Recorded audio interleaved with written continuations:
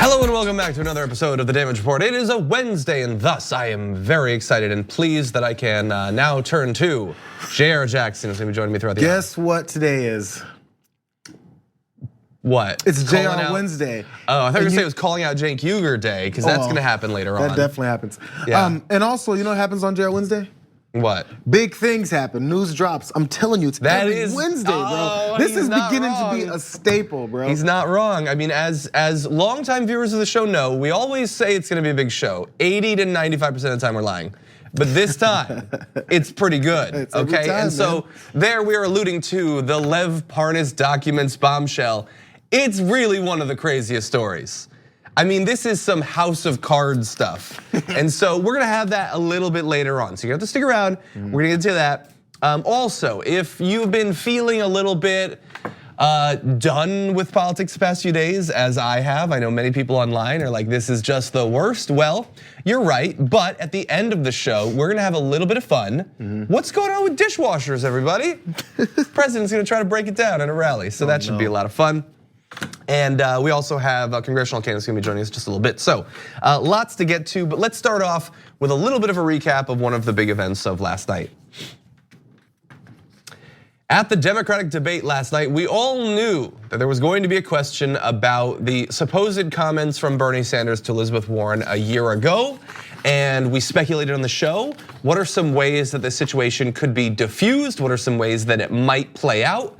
And all of our predictions proved sort of naive, I guess, and it was way, way worse than we would have expected. Now, look, we're gonna give commentary, Jayar and myself, on this, but I wanna play the back and forth from last night's debate that is most important, and we're gonna add a little bit of the commentary from Morning Joe this morning. Now, I don't normally think of Joe or Mika as big Sanders fans, but here Mika speaks in defense of Sanders in a pretty effective way, as you'll see. Senator Sanders, I do want to be clear here. You're saying that you never told Senator Warren that a woman could not win the election. That is correct. Senator Warren, what did you think when Senator Sanders told you a woman could not win the election? I am completely confused as to why it turned from Bernie Sanders saying I didn't say it to Elizabeth Warren being asked, what did you think when he said it? He says he didn't say it. So you turn to Elizabeth Warren and say, did he say it? Bizarre. That's the issue. That was bizarre. I mean, it's bizarre. It was. What the heck happened there? Are they listening? Because you got to listen when you do a debate. Yeah. And then take the question to the next candidate. You just missed. It was a miss, yeah. But you were waiting to go. But Did this he is say the it? story. It was a miss. By the way, I've had conversations, private conversations taken to the press and totally manipulated for the benefit of the person who was sharing the story. This happens all the time. It's clear there's a misunderstanding or Elizabeth Warren is focused on something that was said. And Bernie Sanders is not going to be someone who says, I don't think a woman could win. That's just stupid. Right, it would not be smart. You just didn't say that. Also, Bernie went to her in 2015 and said, hey, I think you can win. I think you should run for president. This is a terrible issue to bring up. This is such small ball. So this is weird. It almost feels like Morning Joe this morning was Joe and Mika doing like a dramatic reading of Anna and I talking about this story on yesterday's main show. With a lot less yelling. Yeah. So, you know, what happened was they said she should have listened. The moderator should have listened when he said something. He's supposed to respond to the way the person answered the question. But she has been listening. That's the way that they're supposed to frame it. This was put into place. None of the moderators aren't rogue. We always talk about how I can't believe that moderator asked that question and didn't give them that much time. And oh my God, I can't believe they ignored Andrew Yang. Oh, I can't believe they did this. No, that is what they're supposed to do. When moderators are doing their reading, they're not going, so Senator Sanders, and talking straight to him, they're going, Senator Sanders, because these questions are prepared, and you're supposed to ask them a certain way and supposed to frame them a certain way because that's just the way that our debates have become. So this is not her going rogue. This is not her not believing him. This is what they were supposed to do. Yeah, and well, yes, supposed to do from the point of view of the organization that employs them and was running the debate. From, I would say what they were supposed to do, I guess, because I still I guess I'm one of the last people, but I think that journalism is great and I would like some of it. You're not supposed, if there is a disagreement between two things that were said, and there is a statement from one individual that says it went one way and another that went this way, and neither of them are known liars, there's no outside contextual information that makes clear that one of them is lying, then you as the moderator do not get to simply say, I have now decided what is reality and I hand it down to you. And that's what she did. It made it seem as if it was like that was the exact moment that that moderator wanted, effectively. Or like she wanted to get him on the record denying it, and then she would run the tape of him playing it. But there was no new information.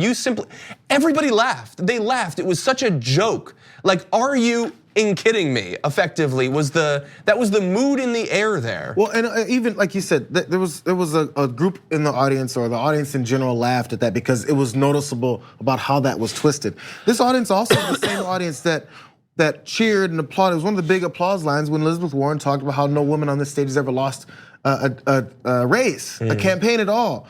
There was support for Elizabeth Warren and our other female candidate, now I'm blanking on her name, Amy Klobuchar, in the audience. Yeah. So it's not like they were going, ooh, I can't believe she did that. They generally would support her. So even in that moment, when this moderator actually went harder for Elizabeth Warren on this back and forth of who's he said, she said, they were like, wow. Yeah, that was a little weird. Yeah, and like, I don't watch Morning Joe a lot, but Mika is just being reasonable.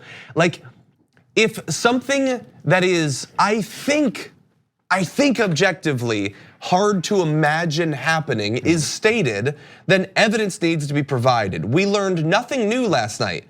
Elizabeth Warren didn't go on the record as saying he said exactly this. The question wasn't, did he say no woman could ever win the presidency? Now go on the record saying he said that or not. There was nothing like that. There was just the assumption that clearly he is lying. He said what we want him to say in private to make him look bad, the way we are predisposed to believe he is. That's all it was. It was such a deeply disappointing moment on so many different levels. Well, you know what? The bad part is it's gotten so far. You guys, we've talked about many times how media is pushing and it has a certain level of bias against Bernie for whatever reason at different times. Well, we know some of the reasons. But it's gotten so blatant that even folks who didn't want to admit it are like, you can no longer just say, yeah, they're just giving the other side of the story. They're giving the other opposition to give their voice. It's gotten so blatant that even folks who don't want to admit it have to. Yeah. Now I've been interested in the sort of fallout from this, and so there's a couple quick things I want to tell you about that. I find it interesting, just purely as political entertainment, to always look at people's like winners and losers from the debates. Like I go to Crystal Lizza to learn, what's gonna happen. But anyway, no, I saw one thing that I feel like it was written before the debate rather than after the debate. So Vox, which I occasionally go to for their like straight reporting or whatever, they had their winners and losers, which they always have. And they had winner Bernie Sanders, to their credit, they labeled him a winner, so that's good. I would not have expected that. But look at one of the reasons they said he was a winner. There were several high points. He and Warren elegantly diffused their conflict about comments Sanders supposedly made about female presidential candidates in 2018. What? I didn't think they did. What? I mean, I don't care if you support Bernie or Warren on this. I don't think anybody's like, elegantly done. What do you mean it was diffused? It was way worse last night than it was beforehand. Especially with the post-debate non-handshake. Exactly. Around the world. Well, why don't we turn to that very briefly, because a lot of people are really obsessed about it. I'm not gonna spend the rest of my life thinking about it, but just very briefly. So Tom Steyer was there, you might have seen. They come together, they have a few words, we don't know what they were. There's an attempt at the handshake, she denies it. So Tom Steyer was standing right there, wishing he was standing literally anywhere else in the universe. So he was asked by Anderson Cooper what happened. He said, they were talking about getting together or something. I really didn't listen. What were you wondering what was on TV later that night? You were standing with two presidential candidates. They were talking, your ears were unclogged. What do you mean you don't know? You know what was said, Tom Steyer. It's the right thing to do though. If I was Tom to not Steyer, reveal it? Yeah, if I was Tom Steyer, I'd be like, yeah, I walked up and then you guys didn't rerun the tape. I had my fingers in my ears. Exactly, I was just humming to myself. And so we also have Faiz Shakir, Sanders' campaign manager, said she came to raise a concern and he said, let's talk about that later. Representatives for the Warren campaign declined to comment. I guess he would know because he would have talked to Bernie about it, but if she were to raise a concern and Bernie went to shake her hand, like you have to know that people are watching you on the stage. Like everything physically that you do, like is going to be dissected. It was like, I'm not trying to read in, I'm not one of those people who's like trying to read into her psychology and imply that I know everything that she's ever thought about the world, but that people are watching and they're gonna see that you rejected the handshake. Yeah, either you're okay with people seeing that and it becoming a thing from Elizabeth Warren's point of view, or you didn't realize that that's gonna be scrutinized the way you said, of course, everyone should know it should be scrutinized. And if you don't know that everything you do as one of the top presidential candidates on the Democratic side is gonna be scrutinized, then you're miscalculating a lot. Yeah. How do you not know that yet? Yeah, so that's somewhere there was bizarre. miscalculation in knowing the status you've got or realizing what you've got and you're trying to make sure it's seen. Yeah, I agree.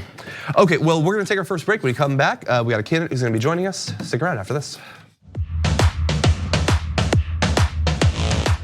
We need to talk about a relatively new show called the Republic, or UNFTR. As a Young Turks fan, you already know that the government, the media, and corporations are constantly peddling lies that serve the interests of the rich and powerful.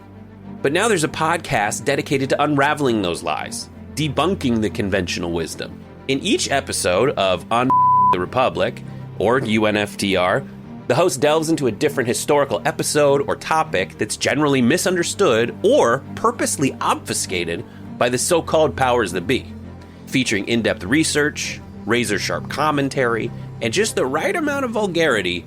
The UNFTR podcast takes a sledgehammer to what you thought you knew about some of the nation's most sacred historical cows.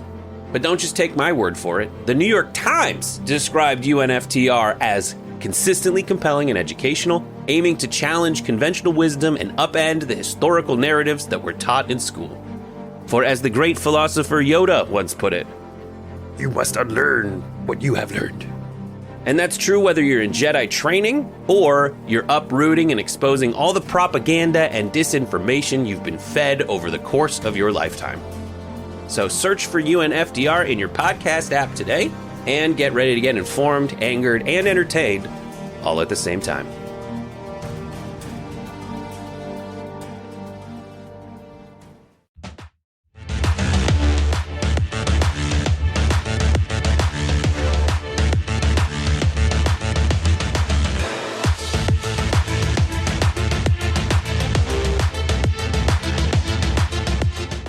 We're joined now on the show by a congressional candidate for Texas's 31st district, Donna Imam. Welcome to the Damage Report. Thanks, John. How are you? I'm doing well, a little bit sick, but I'm glad to be talking to you, and I'm excited to learn about the district and about the race, so thank you again for joining us today. We really do appreciate it. Absolutely. So before we launch into the race, the nature of the race and all of that, tell us a little bit about the district and its people. Who are you out there campaigning for? So the district is Williamson County and Bell County, and this is north of Austin, Texas. In fact, a significant portion of Austin is in Texas's 31st district. Now, what happened is over the last 5 years, Austin grew in a massive amount and it pushed people into the suburbs. And so Williamson County, just from the last cycle, so November of 2018, has gotten 50,000 more people into this one of the two counties. Now, Williamson County, it's very suburbs, a lot of suburbia, but then it gets really rural. Then you get into Bell County, and Bell County has Killeen and Temple as the biggest cities. The interesting thing that people need to know is Killeen is home to the largest armored vehicle military base in the entire country. We have more veterans per square mile in Texas's 31st district than any other district in Texas. Okay, well that's really interesting. I lived in Austin for a number of years, so I'm at least a little bit familiar with that area north of it. So when you're out there campaigning, you've got some parts of Austin with their whole keeping it weird college population, all that, and then this huge base of vets. So tell me about crafting a platform for those different demographics that might not necessarily share a lot, at least on the surface.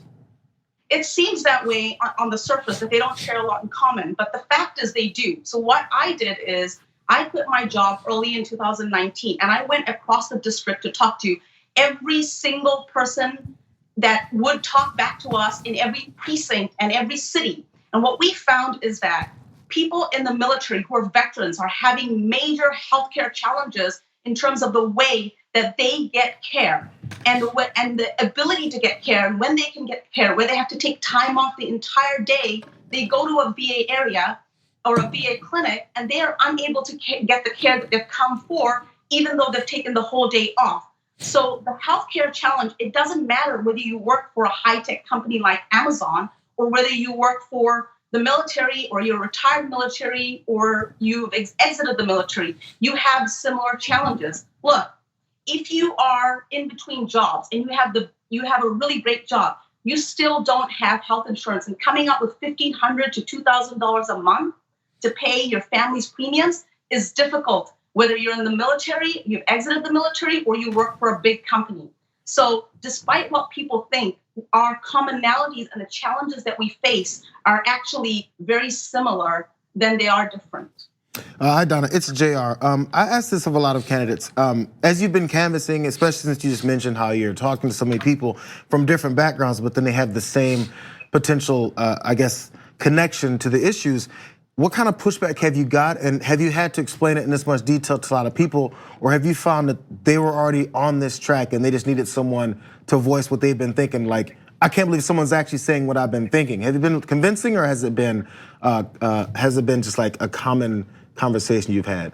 It's been absolutely convincing, and I'll tell you what. When I go up to Bell County and I'm talking in front of large veterans groups, for example, you don't get in front of a group of people that are all, Democrats, okay? There's Democrats, there's Republicans, and they're independents. And what the biggest misconception among people is that somehow independents are centrists. They're not. So all I get are people who are completely accepting of the message. But here's the thing.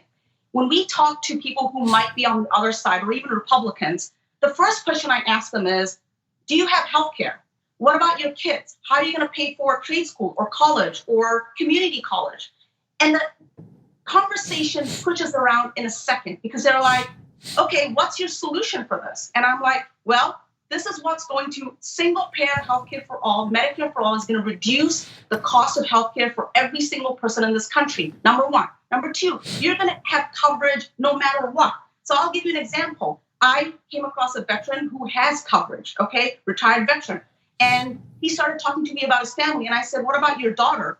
And he was like, well, my daughter works in a restaurant. And I'm like, well, does she have health insurance? No.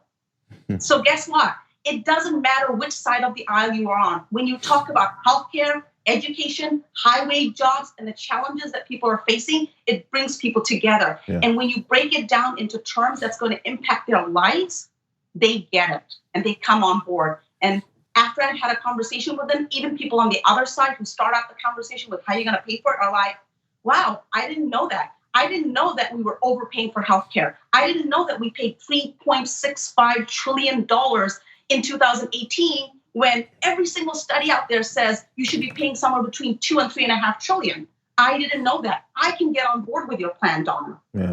That's the reception that I'm getting. And so as in a good number of cases of the candidates that we talked to, you are in an at least semi-crowded field. There's a number of other Democrats running this primary. What do you believe sets yourself apart from the other Democrats?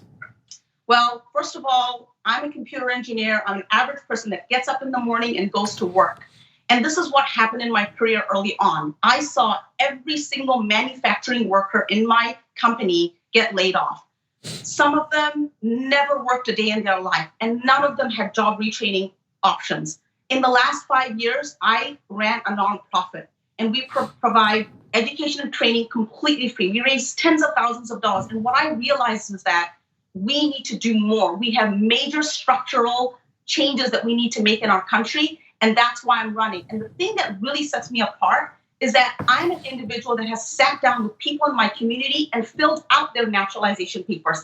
I've done DACA applications for people. When I talk about immigration, I can tell you what the challenges are when you're applying. I can tell you what the challenges are on the other side. I can go deep and I can go wide on these issues and tell you because, like I said, I've applied and I've put it in and I've sat on the USCIS website seeing how much long it takes to come back. So when I talk about issues, I can talk with depth. That's what sets me apart. And if you go and look at the solutions that I'm running on, these are solutions that we need to be talking about, and they're going to have actual impact that's going to impact every single person in the United States.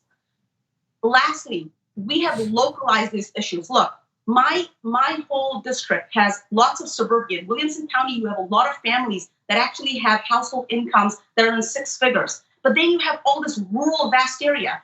And most of your viewers might have heard, but Texas has the most number of uninsured people, and rural hospitals, rural clinics are shutting down at a rate that's devastating to people in rural areas of my district. For example, if you go to Killeen or Temple or Harker Heights or Nolanville, they have challenges hiring the best teachers. They have challenges finding good mental health care professionals. We have a huge, district that's full of military professionals and ex-military and retired military that are, dealing with challenges like PTSD and mental health challenges. And then their family is having to deal with folks coming back that have been in the military, been deployed, 6 times, 7 times, 8 times. And even if you have great health insurance, even if you work for Google and you pick up the phone and you try to find a really good mental health counselor in Austin, Texas, I'm not even talking about the rural parts of my district. You're going to be on hold for 2 months, 3 months to find someone decent. I'm talking about solutions about getting more mental health care professionals and physicians into the system. If we really want to lower the cost of healthcare and we want to accelerate Medicare for all for every single person, we need to know the problem is that we don't even have enough primary care physicians in our country. We don't have enough mental health care professionals. We don't have enough nurses, and we need to attack that problem so that we can have a real solution for every single person across the district. Well, Donna Imam, we want to thank you again for joining us on the show. Where can people find out more about your candidacy? Votefordonna.com. That's VOTEFORDONNA.com. And please donate, because we're running a grassroots campaign. Volunteer if you can't donate. Every single dollar counts, and every single moment that you give us count. We're gonna win this. We're gonna flip Texas 31, and we're gonna bring Texas 31 and put a bold voice for working people and healthcare solutions in Congress for you. Okay, well, thank you again. And for those of you at home, we're gonna take a short break, but come back. A gigantic story to break down after this.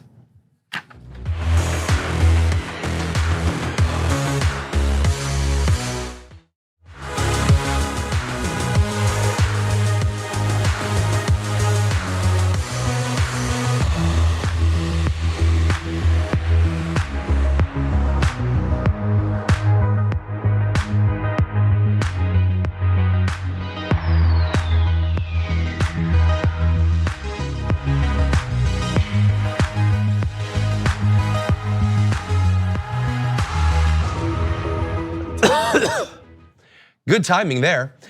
So look, I want to turn now to one of the craziest stories I've seen in some time, and it involves Lev Parnas and some of the other extended ring of what are being referred to by the news as like Trump's and Giuliani's associates, but really like, I feel like we're obligated to call them henchmen now, maybe goons, at the very least thugs, right? Foot soldiers. Foot soldiers, I guess. And it's because what they were getting up to with Rudy Giuliani in Ukraine, in particular in relation to US Ambassador Marie Yovanovitch, is like something out of a movie, honestly. Like some sort of Scorsese thing. And so take a look at this. We're gonna give you a little bit of an overview and then dive into some of what has been revealed, because as we get closer to the Senate trial, now Lev Parnas' documents are being revealed. These documents, which include Parnas' handwritten notes, copies of text messages and other correspondence, reveal some new information, including that Giuliani claimed to be acting with President Trump's knowledge and consent in his communications with the Ukrainian government, to the extent that Trump can be said to have knowledge of something. He apparently was working on his behalf. But what was most amazing is a set of documents, effectively, Parnas received from a person named Robert Hyde, a Republican congressional candidate, which is a great fact, from my home state of Connecticut. Hyde texted Parnas that he had people tracking Marie Yovanovitch's movements closely in Ukraine. He claimed he could tell whether her phone and computer were off, and he wrote, quote, "If you want her out, they need to make contact with security forces." So we're gonna add way more context to that. But in effect, what you need to know is, Donald Trump apparently sent Rudy Giuliani, or at least Rudy Giuliani is claiming that this is what happened, sent him to Ukraine, and he got in touch with people like Lev Parnas and others, who then began spying on a US official and perhaps even threatening to assassinate that US official. That seems crazy. It seems like conspiracy theory stuff, but it's being laid out by the people that Giuliani was working with. It's, as you said, it's almost hard to believe, except that it's right there in front of us. It's not even like someone typed it up or wrote an email and oh my God, I can't believe you guys hacked this. It was submitted by Lev Parnas as an attorney, handwritten notes with letterheads at the top, and which, by the way, corroborates many other things that come together. This isn't just a one piece of information. This is a litany of things that came forward today. So let's jump into some of what was revealed. There's a lot of documents. We obviously can't go through all of them, but here are a few of the standouts. So one was a handwritten note on a Ritz-Carlton napkin, I think, gets Zelensky to announce that the Biden case will be investigated. That's direct. That's just laying it out there. That's obviously the biggest thing that they wanted. And I will reiterate, as I always do, this was not about an investigation of Biden. It was about the announcement of an investigation into Biden. They didn't care or need to care what actually turned up or didn't get turned up. They wanted the media to cover that Biden was being investigated. Now, as this happens, I want people in general, and if you read it on your own, which you should, go through all the things that we previously knew and how it actually connects. So if you want to say, oh yeah, Lev Parnas decided to say you wanted to go ahead and get Zelensky to announce an investigation into the Bidens, who else has been saying that? Like, you know, where's the connection? You can keep saying, yeah, Lev didn't know Giuliani, or he only kind of knew Giuliani, and Lev had no idea who Donald Trump was at all. Donald Trump and Rudy Giuliani were pushing this the entire time, and now the entire Republican Party is pushing this. So the only way this can be separate from them is that Lev Parnas, for some reason, decided to go after Joe Biden and his son in Ukraine based on what independently? And for who? What benefit would he have? I don't know. But we do have more documents. I know that. So let's turn to that. One, we have a message from Zelensky, this is from Ukraine's prosecutor general to Lev Parnas, saying it's just that if you don't make a decision about Madame, you are bringing into question all of my allegations, including about B. So effectively, what that is getting into, when you look at the context of other messages, if they don't take out Marie Yovanovitch, then it calls into question the allegations that will be made against B, who we believe to be Joe Biden, although possibly it's Cardi. I don't know. But so there, you want a quid pro quo. This isn't just, hey, we're sending our thug there to try to get them to do something. It's they know it, and they have something they want, and they're openly negotiating with our henchmen to achieve our goals. And again, I know we went through hours and hours of testimony and anger and fights, and Republicans trying to deflect from it. But when Maria Yovanovitch was testifying and talking about what went down, and other people within the department were saying, oh man, I can't believe this is about to happen to you. This all makes sense. This is not, again, it's not just another aspect that's just getting thrown out there. She was pushed out for no real reason other than that she was getting in the way, and this was openly and explicitly said. Yeah, and if you are like a caricature of a mob henchman, what do you do when someone gets in the way? You at the very least make threats against them and possibly carry through on those, and that's where we turn now. This is gonna get progressively darker and darker. So here you have, again, Ukrainian Prosecutor General Lutsenko sending messages to Parnas, then responds. Here's 4 messages. So Lutsenko, my Zlochevsky matter is progressing well. There is testimony about transfers to B, again, either Biden or Cardi. And here you can't even get rid of one female fool. And he puts a little like sad face emoji. That's cute. So then Parnas responds, she's not a simple fool, trust me, but she's not getting away. Oh my gosh. I mean, maybe something is lost in translation, like something that shows that they're not talking about killing an ambassador, but that's the way you talk about someone that you're hunting down. You didn't even get after the female fool. It's too explicit. Yeah, so then we have Robert Hyde getting involved. So he's perhaps Connecticut's next Republican congressman. So he said similarly about Yovanovitch, wow, can't believe Trump hasn't fired this B. I'll get right in that. Well, he can't fire her since he has no authority over her, so what does that exactly mean? But anyway, then even darker. So now this gets into the surveillance of Maria Yovanovitch. So we have Robert Hyde saying they're moving her tomorrow. So they're apparently watching her and her security detail, they're moving her. The guys over there asked me what I would like to do and what is in it for them.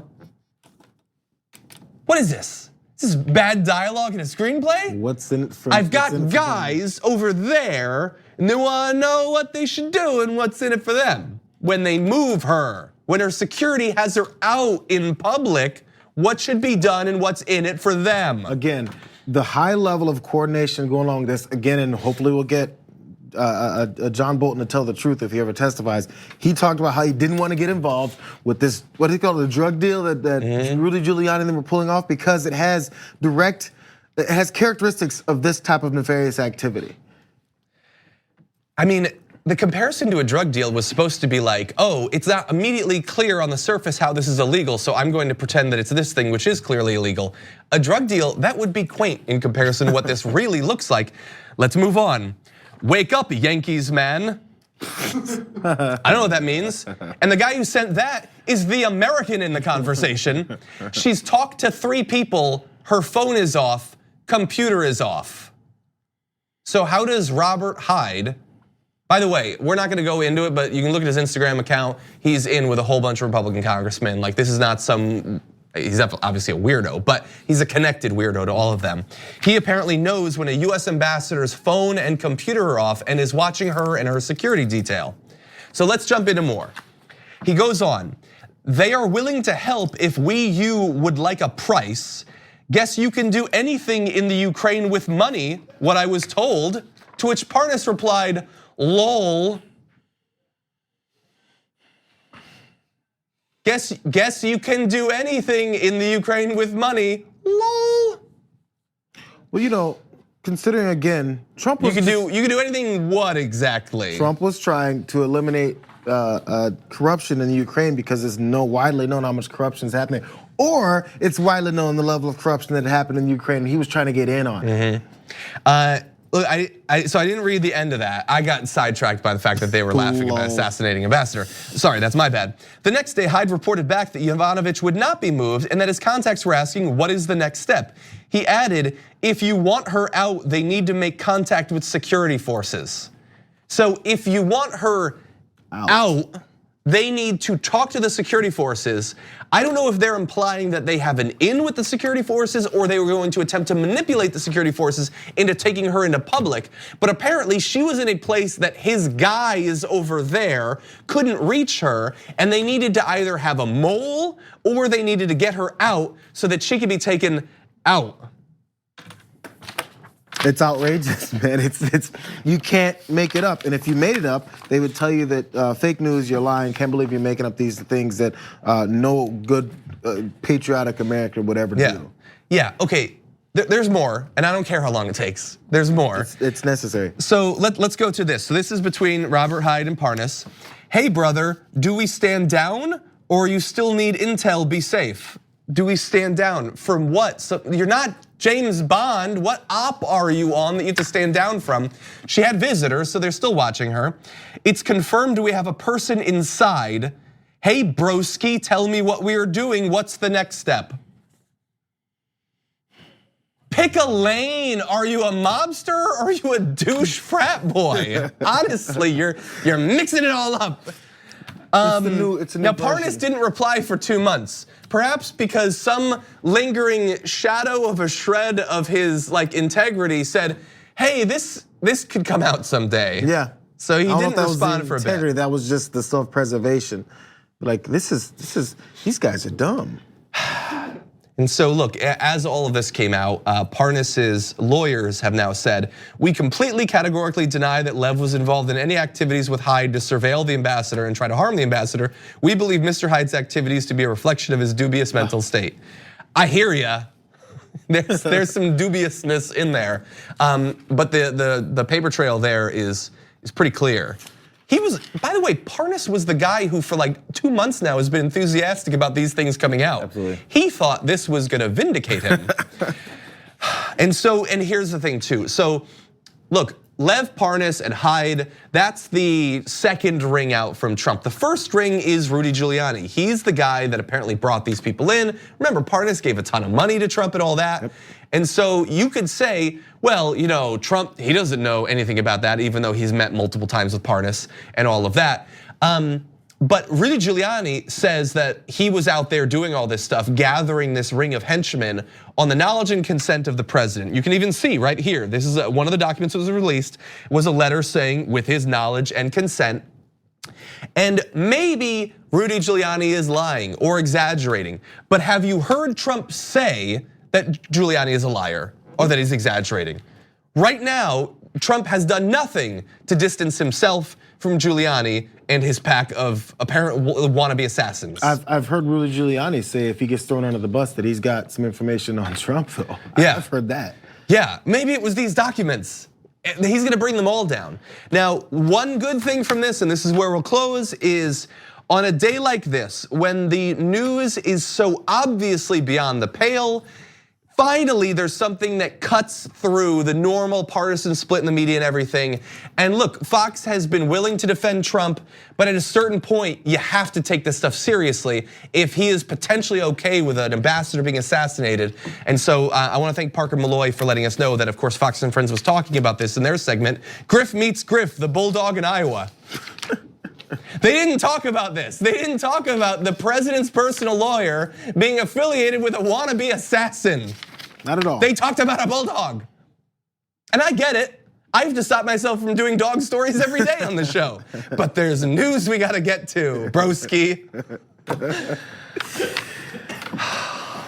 It's the news. What are you gonna do? There's zero room left to deny that there was a high level of corruption and coordination going on so many different levels. On so many different levels. This is all we've gotten to was just the Yovanovitch part. It was much more. Yeah, if only there was a long-standing group of Americans who believe that high-profile American politicians have been secretly rubbing out their opponents for literally decades.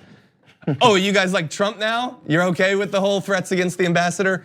Okay, I am really interested to see where this goes, okay? And my expectations are low-ski.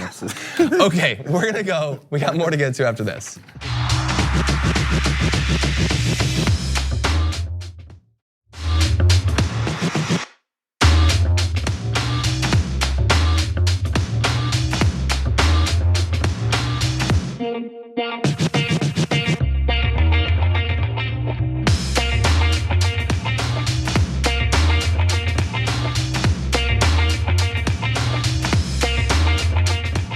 Welcome back to the show, everyone. I wanted to just do a brief aside. Often at the very end of the show, and many of you might have dropped off, I ask you to do me a solid, and that is to rate and review the podcast. I know many of you are watching this live on our linear platforms, or if you're a member, you can be watching it live there too.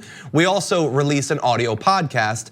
For years and years before I started working for TYT, that's actually how I consumed our content, was through the podcast. So we wanna make sure that we always have that available for you. But the best way for more people to discover that podcast and start to be a part of the community, the Damage Report community, is for you to rate and review that podcast. And so when people do that, I wanna give them a little shout out, and so I'm gonna briefly do that. I saw one review by Steph Dunn 1207 who said, I've been listening to the Damage Report almost daily for the past few months. The host, John Irola, gives a refreshing view of American politics and other important topics. It's great to have someone who seems to feel the same way I do about inaction on climate change, given a platform through this podcast and show. I recommend giving it a listen. Thanks, John. Well, thanks you, Steph Dunn. And SS Whiff said, progressive, intelligent, funny, what's not to love? And what's not to love about that review? Awesome. It only takes a minute, and the way that podcast hosting works, that's how people discover it. They push it out when it gets more ratings and reviews. So if you could do that, I would certainly appreciate that. Thank you in advance. He used to take podcasts in all the time, and look where he's become. You could be the next John Irola. Exactly, you could get as deathly ill as I do by consuming this podcast on a daily basis. Okay, we're gonna take one last short break, but stick around, we got some fun on the other side.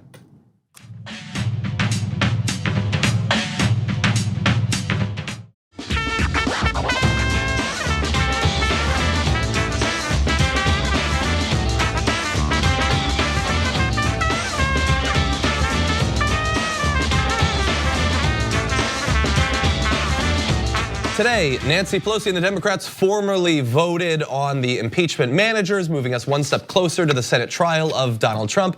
Last night was the Democratic debate, so these are big, important political times. How did Donald Trump spend last night with all of this on his plate? He spent it complaining about how he can't make the State of the Union about plumbing. But I say leave it, it's so inelegant to talk about it, right? right? Isn't it unelegant? I'm talking about dishwashers. Wait till you hear the next one. I'm talking about refrigerators. Probably won't in the State of the Union. I'll leave it out because I want to get praised for making it. You cannot make a brilliant speech where they say that was such an incredible, elegant speech if I'm talking about dishwashers, sinks, toilets, light bulbs. Hey, look, he can remember multiple appliances. Look, this doesn't matter, but come on. What's he talking Come about? on. What's he talking about? Do you really want to know what he's talking about? I remember the whole 'Cause we've water got more. swirling thing, but I don't know what he's talking about. It's like a seed was planted in his brain, and the seed was not enough water comes out.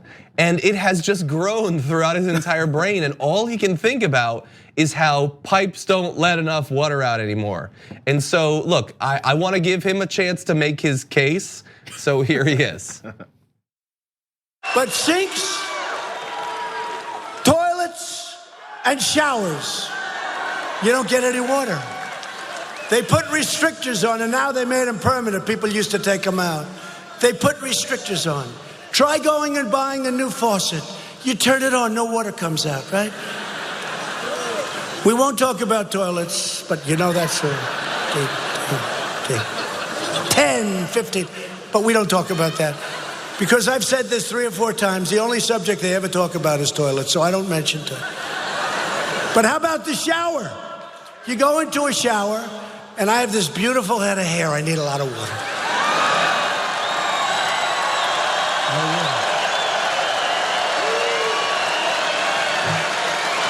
And you go into the shower, right? You turn on the water, drip, drip, drip. I call the guy, is something wrong with this? No, sir, it's just a restrictor. So you're in there 5 times longer than you're supposed to be. You use probably more water, and it's a very unpleasant experience, right? So we're getting rid of the restrictors. You're gonna have full shower flow. Full sink. Did you ever go to the faucet? You turn on the faucet to wash your hands, and it turns on so easy. It's like this, you know, because there's zero pressure behind it, no water. You go like that, the thing flips on, and whoa. The Trump movement is about people who've been left behind. For decades, Democrats and Republicans wouldn't talk about how you do dink, dink, dink. And now finally, we have someone who will speak for these Americans. These are not problems that I can associate with. I think he lived in one of his buildings and the plumbing is bad. I think that's what this entire story is. And he has never been able to get past it. And he and his people have been reduced to be detached so far from any agenda or reality for actual problems in the country that this is what they can now talk about. Make up a cartoonish situation, and somehow they're sitting there listening to it, and he's saying, "You've seen it," and they go, "Yeah, I've seen it." Do the one about water. He's like, "Yeah, totally. Tom and Jerry totally ran across my kitchen, and Tom keeps running his head into the mouse hole." What are we talking about? That doesn't make any sense. This is a cartoon scenario, and he poses it to you, and you somehow go, "Yeah, that makes sense. When I get in my shower, it goes drip, drip, drip." No, it doesn't. No, it doesn't. What are you talking about? No. Are we? Is this the comic relief section of the rally? But like, no, is but that's it the whole rally. Is it announced that way? He's like, fine. Have you been to a comedian? I get if you want to joke every once in a while. I get if a politician want to dance because dancing has nothing to do with policy. I get it. But at least they go, "Hey, this is my song." And start dancing. Not saying, "This is policy, you guys." Me dancing. He has bits, and they want to go and see if he'll do the pipe bit or the toilet bit. Or we don't know the video, but he was like, "You have to run your dishwasher 15 times. 1, 2, 3, 4. It's the president of the United States, most powerful person in the world. He's pretending that he has to run his dishwasher 15 times. Talking about this is an example of overregulation. You know when you'll get in your car and you'll drive and you'll go into a tunnel in a mountain, but it's just painted on there, so your car crashes and it was a coyote that painted it there, and 30% of the country is like, "That happens to me." And we look, Skip, our stage manager, he brought up a good point. if you wanted to talk about water regulations and what the government can do on pipes and water, like talk about the fact that many rural Americans, their water is flammable because of fracking. Yep. Talk about how much of our water in many places around the country goes through pipes that leach lead into the water. These are actual conversations we can have based in fact. But instead, he talks about how his fans take poops that are too difficult to flush. That is what the most powerful person in the world talks about. Ironically, when you bring up the actual things, they'll say fake news or it's a Democrat that's running that district. That's the only defense, and there's no basis behind that either. Yeah. So reality-based, they come up with randomness. When it's randomness, they're like, oh, that's perfectly fine. Those are facts that you're speaking to me. Yeah. Wake me up in a year, okay? Anyway, thank you for joining us for that, having a little bit of fun to close out the hour. Great to have you here, Jayar. Jayar. It was stressful. That was stressful. I know. That's the best. That's the only kind of fun we have is fun that brings you a little bit closer to death. But anyway, thank you for joining us. We got a lot planned for the rest of the week. Brett is going to be joining me on Friday, which is always a good time. We got great guests tomorrow. I'll see you then.